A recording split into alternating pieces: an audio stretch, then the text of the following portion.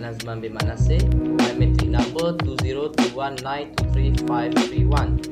Okay, the COVID-19 pandemic that began more than a year ago not only had a financial impact on employees but also employers. The Prime Minister Tan Sri Muhyiddin Yassin announced 22 initiatives under the Malaysian Economic and Citizen Protection Assistance Package (PERMAI), which is based on three main goals involving an allocation of RM 15 billion, which is also listed in the Wage Subsidy Program 3.0. The Wage Subsidy Program is salary assistance of RM 600 per month for employees for businesses affected by COVID-19 and who operate within the Movable Control Order (MCO) area. Compared only to the tourism and retail sectors as announced in the 2021 budget, the amount to be given is as follows. Number 1 is recipient of exciting wage subsidies, tourism and retail sectors, RM 600 employees every month for 3 months. And second, new applicants, tourism and retail sectors, RM 600 employees every month for 6 months. Number 3 is recipient of exciting wage subsidies and new applicants as sector in MCO area, RM 600 employees for a month. This assistance can help ensure that PKS in the country are able to retain their employees when many sectors have to reduce workers due many sectors had to lay off workers due to lack of income throughout the MCO. That's all for me. Thank you. Assalamualaikum and hi everyone. My name is Siti Avisa. Okay. Government announced another one of 500 ringgit relief for over 100,000 taxis, bus and e-hailing drivers. Prime Minister Tan Sri Muhyiddin Yassin announced a further relief measures under the Program Strategi Memperkasa Rakyat dan Ekonomi Tambahan Pemekasan Assistance Package, which is worth 40 billion ringgit. Among the many million measures listed, 68 million ringgit has been allocated for those in working in the tourism and transportation industry. A one-off financial assistance of 500 ringgit will be provided to 17,000 tour guides and over 100,000 drivers of taxis, school buses, tour buses, retail cars and e-hailing vehicles, with the aid being channeled to register recipients in July. The latest measure adds to the government's Perlindungan Ekonomi dan Rakyat Malaysia PERMAI Assistance Package announced in January, where one-off assistance of 500 ringgit was provided to those in the urban mission industry. Prior to that, under the Bantuan Prihatin Nasional BPN Assistance Program, e-hailing driver received one of 500 ringgit, while taxis and bus driver received 600 ringgit.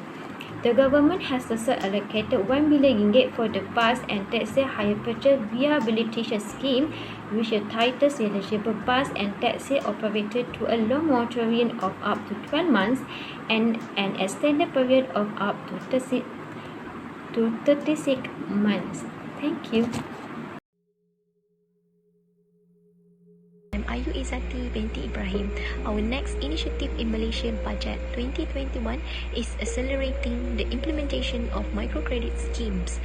Microcredits financing of almost 1.2 billion will be made available through Tekun, PUNB, Agrobank, BSN and other financial institutions. This includes an additional 110 million to the Micro Enterprises Facility under Bank Negara to encourage entrepreneurship activities among gig workers and those who are self-employed, as well as to support the IT card implementation program. Special announcement on PERMAI Assistance Package, which is to assist the cash flow of micro enterprises and SMEs. The government will expedite the implementation of microcredit schemes that have been announced previously. The implementation of 1 billion microcredit facilities include soft loans amounting to 390 million by Bank Simpanan Nasional, 350 million by Agrobank and 295 million by Tekun. For small and medium enterprises, SMEs, micro SMEs, MSMEs and business owners, here's a list of key benefits that they can expect to tap into from the latest national budget. Micro enterprises with loans of up to 150,000 will have access to an enhanced targeted repayment assistance program from December 2020 onwards. They have two options, which is option 1, postponement of repayment for 3 months, option 2, 50% reduction in monthly installment for 6 months. This enhanced assistance will also cover loan facilities that were approved before 1st October 2020, provided that they are not in arrears for more than 90 days. Financial aid for Bumiputra entrepreneurs and entrepreneurs from other committees. A total of 4.6 billion will be set aside to assist Bumiputra entrepreneurs, providing them with financing options via several avenues, including Tekun Nasional and Perbadan Usahawan Nasional Berhad (PUNB), 510 million to finance Bumiputra SMEs and MSMEs, Syarikat Jaminan Pembiayaan Perniagaan (SJPP), RM2 billion to finance Bumiputra SMEs, Bank Pembangunan Malaysia and SME Bank, RM800 million for capacity building programs such as employee upskilling and tool upgrades.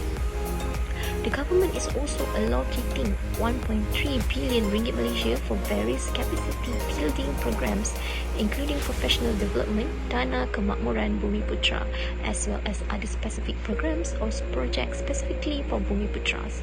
Apart from that, the government will provide 20 million specifically for Scheme Pembangunan Usahawan, Masyarakat India SPUMI, and another 5 million for entrepreneurship development for other minority communities.